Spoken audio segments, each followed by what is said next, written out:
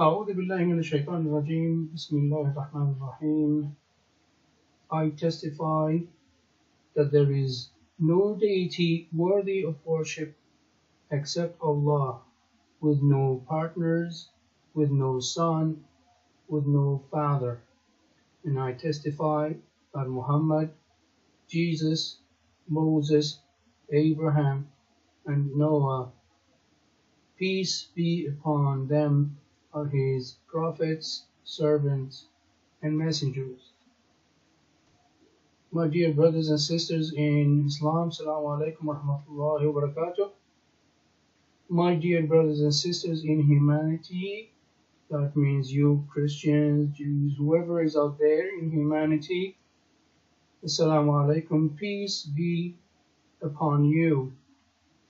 Today we are going to tackle the book of Numbers, the fourth book of the Old Testament. Just something that drew my attention here is this. Some people, some of the Israelites, had complained of their hardships, and the Lord heard them. So when he heard them, he got angry. And when he got angry, because people are complaining, we're a human being. Any human being can, some people are just whining. So what happened? He burned them. Yeah, he sent fire on them, consumed some of the outskirts of the camp. They were in a camp. It's just that I found the God of love that you Christians, Jerry, Christian Prince, and the others, you're always boasting about. Just a simple complaint from a human being who is weak by nature, and that's it. And fire. I'll leave it to you. I won't comment much. Same chapter. Read these verses, please. We've already spoken about people wailing and whining and complaining. So the Israelites were complaining.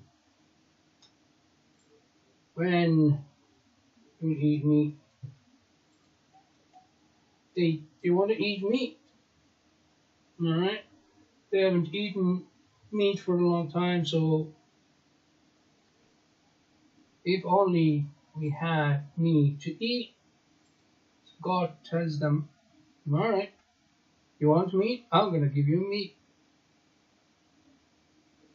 And you're not going to have it only for 1 day, or 2, or 5, 10, or 20 days. No, you're not going to have it for the whole month. So the God here is counting, not 1 day, not 2 days, not 5 days, not 10, not 20, but 30. Whole month. By the way, the Jews, they use the moon calendar, so it's 30 days. But listen what comes next. Until it comes out of your nostrils. God is talking like a human being here. I'm going to give you so much meat until it comes out of your nostrils. And you loathe it.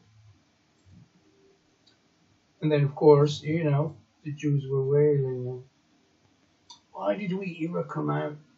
Why did we ever leave Egypt?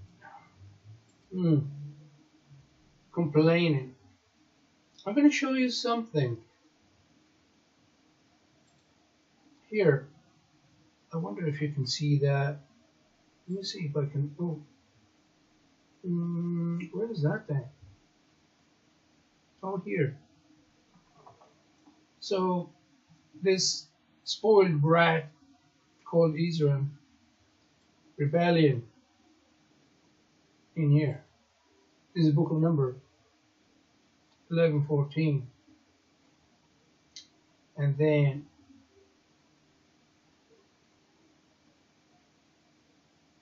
God comes back to them and assures them that the covenant has not failed. Yeah, and then they rebel again. You can go and check it yourself. I'm giving you the thing. And then God comes back and says, all right, guys, that's okay. Covenant's still there. And then they rebel again. And then assured us, covenant hasn't failed again. Oh, rebel again. Oh, then again.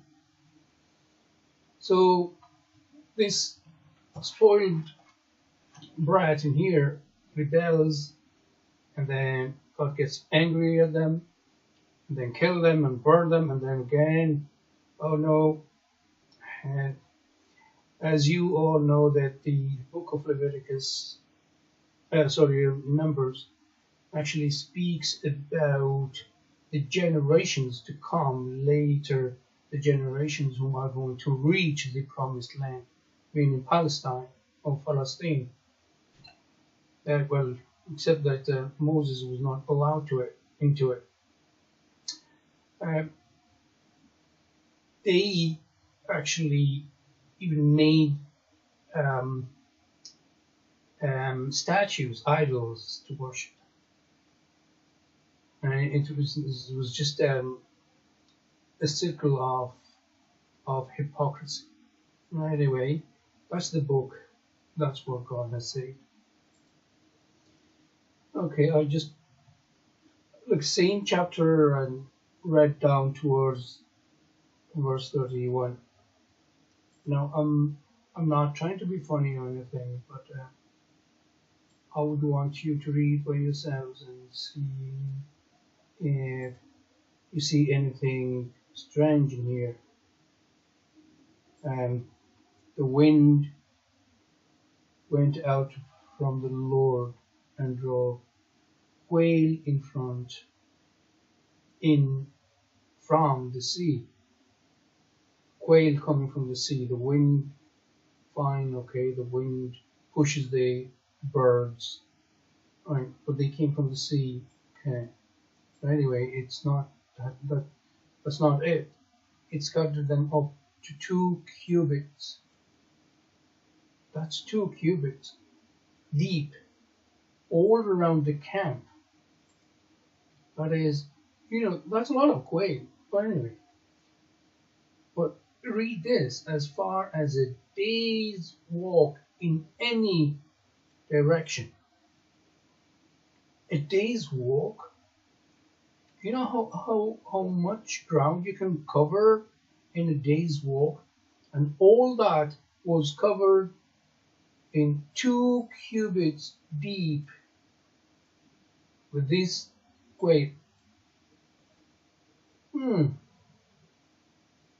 I'm finding it a little bit hard to believe, but I'll leave it to you. Well, anyway, so all that day and night and all the next day the people went out and gathered quail. Well, they didn't have to go out and gather, it was there in front of them. They didn't have to go anywhere. Anyway, no one gathered less than 10 homers. I don't know what's 10 homers. Then they spread them out all around the camp. Well, I thought the whole all around the camp was covered by 2 cubits deep for a day's walk in every direction. It was already covered with quails. Where are people going to spread them around the camp? 1 day walk, okay. But while the meat was still between their teeth and before it could be consumed, the anger of the Lord, okay. But why this time? Why is he angry? Burned against the people, and he struck them with a severe plague. So while they were eating, because the flesh, the meat was still between their teeth, and before it could be consumed, But before they swallowed it, severe plague started. Okay, well, fine. Therefore, the place was named Kibroth Hatava, because there they buried the people who had craved other food. Okay, where did they bury them? The land was covered with 2 cubits deep of whale, and that you would have to walk for a day walk. Anyway, chapter 12. So the Lord said to Moses, Aaron, and Miriam, "Come out of the tent, all 3 of ye." So the 3 of them went out. Then the Lord came down in a pillar of cloud, so they could see the Lord. Okay, we usually say Moses saw the Lord or spoke to the Lord. How about Aaron and Miriam? But anyway, the thing is that he told them already to come out. He stood at the entrance. Then again, he came down on a pillar.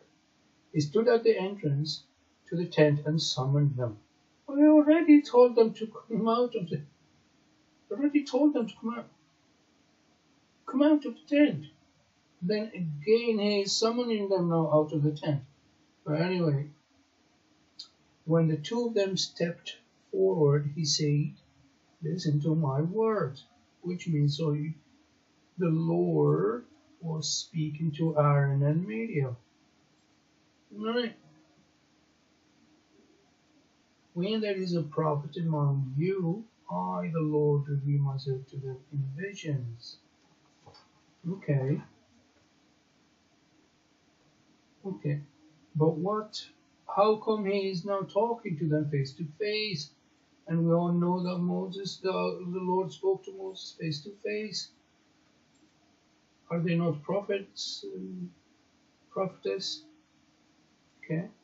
I speak to them in dreams, but this is not true of my servant Moses. Of course, he's faithful in all my house. But I don't understand. Now he is talking to Aaron and Miriam. Are they dreaming now? No, because they just stepped forward. They're walking. That means they are awake. With him I speak face to face. Okay. Only with him?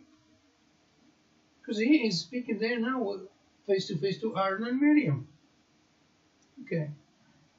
Unless if there is a different way of that he's speaking to them now here, or this verse is not showing it, and if anyone knows, please let me know. Clearly and not in riddles, he sees the form of the Lord. So he does not see the Lord, he sees the form of the Lord. Why then were you not afraid to speak against my servant Moses? Does that mean that? But no, I don't get it. Who is the Lord talking to? He's talking to Aaron and Miriam. Did Aaron and Miriam speak against Moses? You guys tell me if it is mentioned anywhere. Tell me, please. Miriam and Aaron began to talk against Moses. There it is. Because of his Cushite wife. Okay.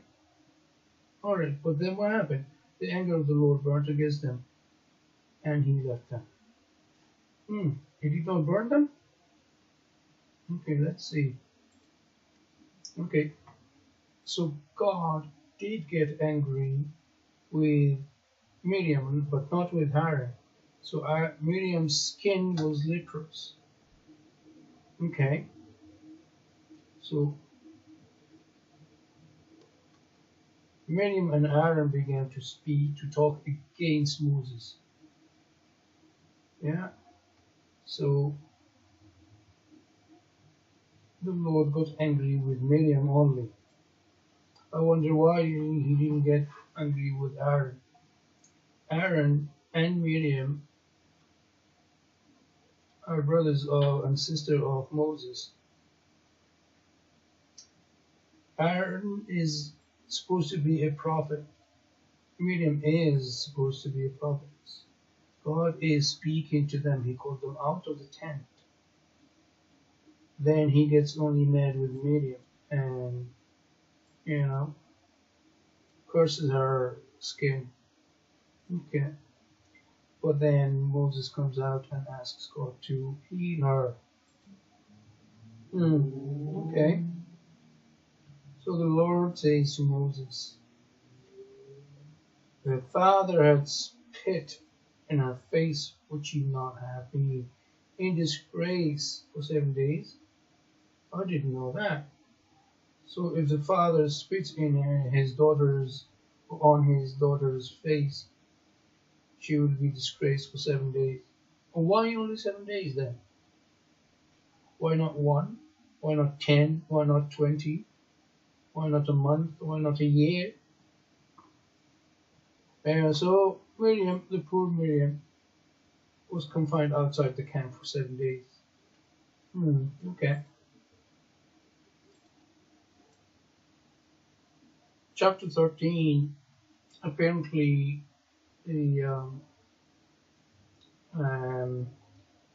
this land here, Palestine, where the Israelites wanted to go, does really flow with milk and honey. Unfortunately, there was a problem. They could not go because they were giants. They were of great size. The Nephilims, of course, and we all know who the Nephilims are. So they saw, or they felt like grasshoppers in their own eyes, of course. And so these people, they looked like them, but they were huge. They were giants. No archaeologist found any giants or Nephilims anywhere in the Middle East, unless if I'm mistaken. So you guys can teach me. I don't have time to go and Google it. Well, let me try something.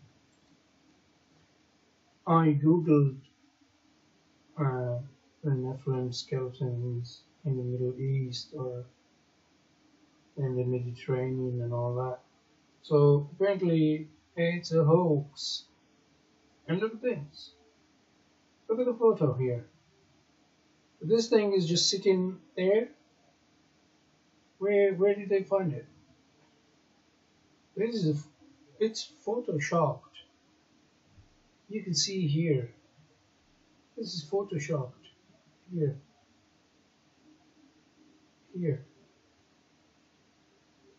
But anyway, you guys just can let me go back here.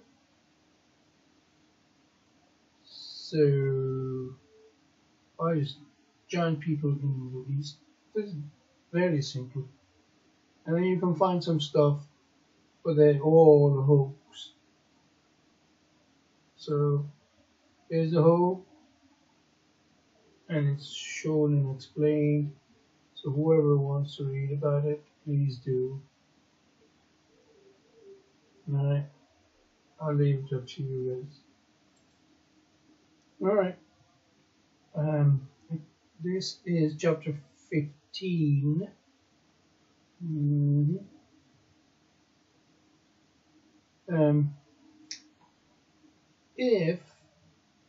If the whole society or the whole community sins, but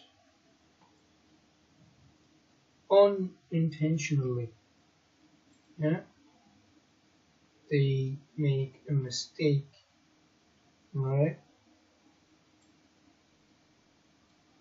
They will be forgiven. The whole community and the foreigners residing among them will be forgiven. Why? Because it was unintentional. Okay? But there's a but in here, there's an exception. But if just one person sins unintentionally, no, he's not forgiven. A person must bring a year-old female goat. What if this person is poor and cannot afford to get a female goat? So he sins unintentionally. It was a mistake. No, he has to offer something, yeah, to atone for the mistake. For sinning unintentionally.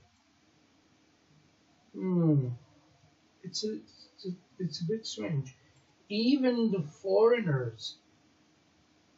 foreigner residing among them, and if he sins, a foreigner could be of a different religion. If he sins unintentionally, he will have to atone for that. Okay, so this guy goes out on the Sabbath and gathers some wood. So people found him, caught him, brought him in, and they asked Moses and the assembly what to do. So the Lord speaks. The Lord of love speaks. Man must die. Oh, die how? Stone him.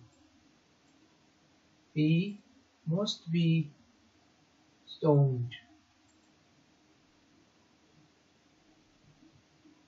This is the Lord of love.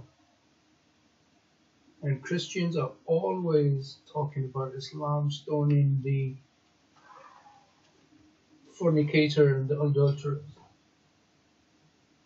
Though it's not in the Quran, but yeah, you have it.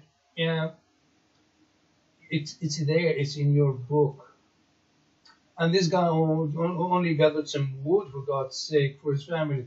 So imagine it's winter. You know, winter in the Middle East, it's cold, man. Snow. You go and check yourself. So he's cold. His family is cold. His children is probably newborn baby will be freezing there. So the father would go out and get wood. If he is caught, what would happen to him? Stone. Because the Lord said the man must die. I'm reading in here, this chapter 19, and I'm finding it, this story of being unclean just for touching anything. Anything, like anything. Oh, a human corpse. Whoever touches a human corpse will be unclean for 7 days, and he has to go through a lot. Oh, and by the way, he has to bath with what? Yes.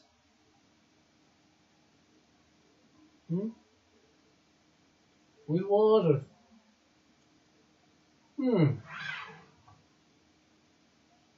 Okay.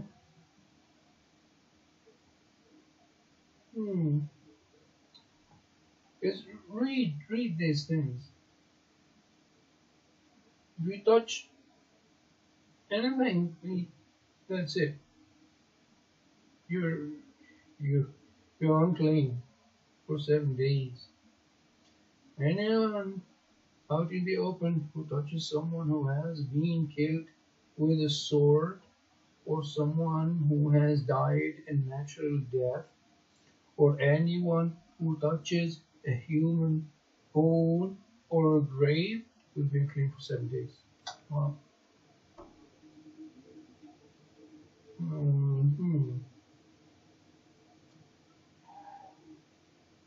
It's a little bit funny.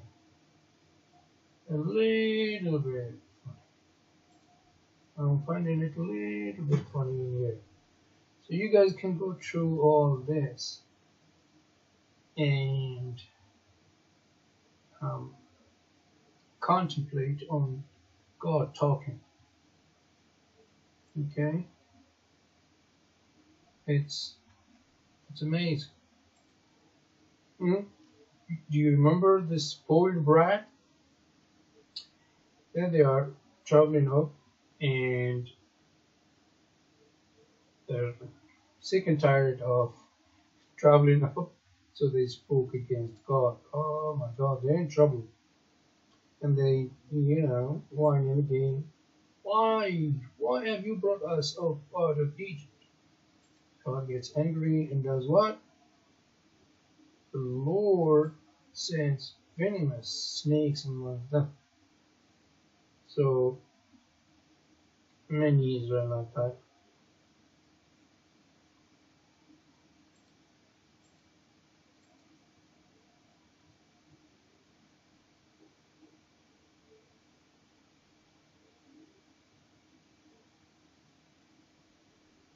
Mm. Are you reading? I hope you're reading.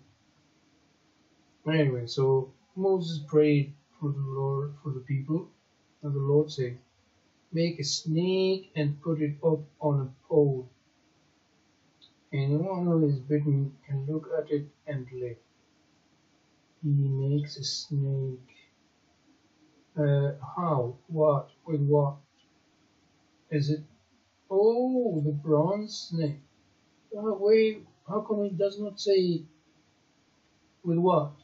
The Lord said to Moses, "Make a snake and put it up on a pole. Anyone who is bitten can look at it and live." So they were traveling somewhere along the route to the Red Sea. They got bitten. They came all the way back to where Moses was. They asked him to make prayer. He prayed. Now there is a whole conversation here between Moses and all this time they were poisoned and they were still sitting there. They didn't die. Okay, many Israelites died, but some others didn't, but they still survived. Okay, so what's the cure to it? Make a snake, put it up, and that's it, and they will live. Make a snake out of wood. So Moses made Moses made a bronze snake and put it up on a pole. Then anyone was bitten when anyone was bitten by a snake and looked at the bronze snake, they lived. Wow, amazing. We need back in the desert in Africa, we get bitten a lot. Well, I think in many other countries in Australia and other hot countries, they all get bitten by snakes. Alright, okay. But I like this bronze snake. I love it. Moving on, this is chapter 22. You start reading and there's kind of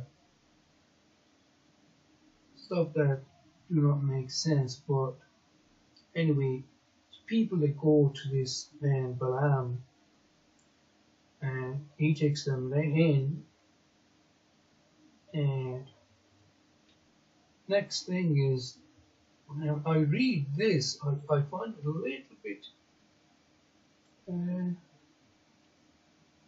interesting. Rhetorical question. God comes to Balaam and asks him, "Who are these men with you?" This just reminds me of the other question when God is walking in the cool of the day in the Garden of Eden and he's looking for Adam and Eve and he's calling, "Adam, where are you?" I thought God knows everything.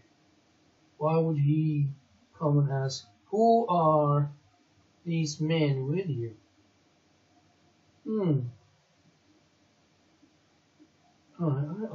I don't know what to say. God in here does not know these men who are with Balaam. Okay. Oh dear, oh dear. It's in chapter 22. Balaam's donkey. But it's not about Balaam's donkey. It's not about the donkey. It's about something else. Man came to, who already spoke there, to Balaam. But that night, God came to Balaam and said, now this is God talking, okay? Since these men have come to summon you, go with them, okay? But do only what I tell you. Anyway, we don't know what he told him for now. It could be down below. But what I want you guys to remember is God here telling Balaam to go with them, right? So Balaam did exactly what God said. He goes with them. So his donkey went, blah, blah, blah. But God here was very angry when he went. I don't get it. Why would he tell him go, and then when he goes, God gets angry?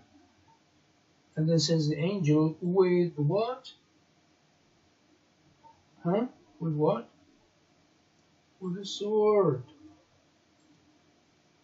And now the donkey, so the angel in front of him with a drawn sword. How do we know what the donkey saw? Who told us that? Oh, God, yeah, oh yeah, it's God. God telling us that. The same God who actually told Balaam to go, but then he got very, very angry when he went. And the donkey could see the angel, but I think Balaam did not see. So the donkey was running away because there's an angel with a drawn sword, but Balaam could not see it. So he was trying, not trying, but he was beating, literally beating the donkey to get back on the road. This is fun. This is really fun. So now the donkey and Balaam got away from the road, and they went to the field. Yeah, field. Then the angel let them go, but he run or fly on to a narrow path through the vineyards where Balaam was riding his donkey. And on this, the donkey saw the angel again. This donkey is so blessed. He saw the angel of God right there. So he pressed close to the wall, crushing Balaam's foot. What happened? Balaam beats the donkey, the poor donkey. Now, God is very angry with who? With Balaam. So he sends his angel to punish Balaam. So what happened in here is that the donkey, the poor donkey, gets beaten. One in here, one in here. So once in here and once in here. I wonder, why is this God punishing the you wanted to harm Balaam, go and harm him, you're an angel. Why cause all this? And then continues, this is like a pursuit. The angel of the Lord moved on ahead again and stood in a narrow place where there was no room to turn. I wonder what's going to happen to the poor donkey, either to the right or to the left. When the donkey saw the angel, wow, this donkey, the angel, Oh, sorry for laughing, sorry. It lay down under Balaam. Ah, and he was angry and beat him again with his staff. Oh my God. Oh, the Lord opened the donkey's mouth. What is he going to talk? Yes. The donkey is talking to Balaam here. And then he is, what? What have I done to you to make you beat me these 3 times? Yes, the poor donkey got beaten 3 times. Balaam answered the donkey, you have made a fool of me. If only I had sword in my hand, I would kill you right now. Wow, poor donkey. And the donkey is arguing, saying, am I not your donkey, which you have always ridden to this day? Have I been in the habit of doing this to you? Balaam said, no. And the Lord opened Balaam's eyes, and he saw the angel of the Lord standing in the road with his sword drawn. So he bowed low and fell face down. Oh, okay.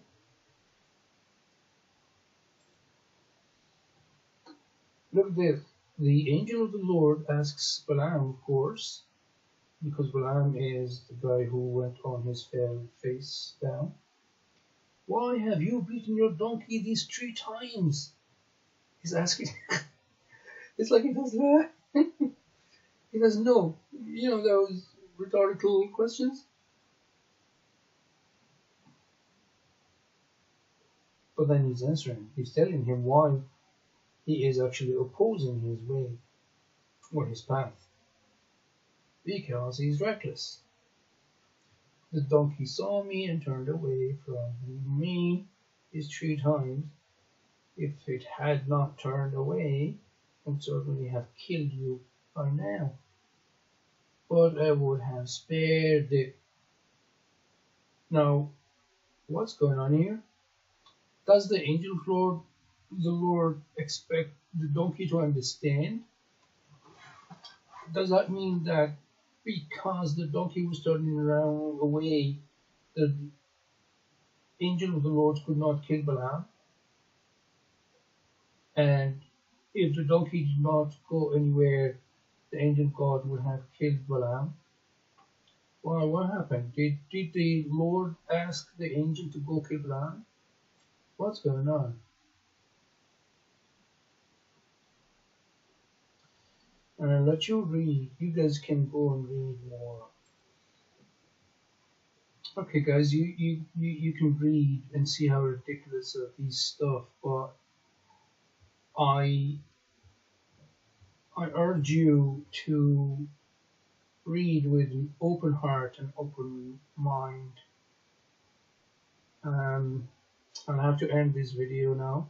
So, a reminder, guys, testify, acknowledge that there is only one God, and there is no deity worthy of worship except Allah, without a partner, son, or father. And I urge you and invite you to acknowledge Prophet Muhammad as his servant and last messenger. And wassalamu alaikum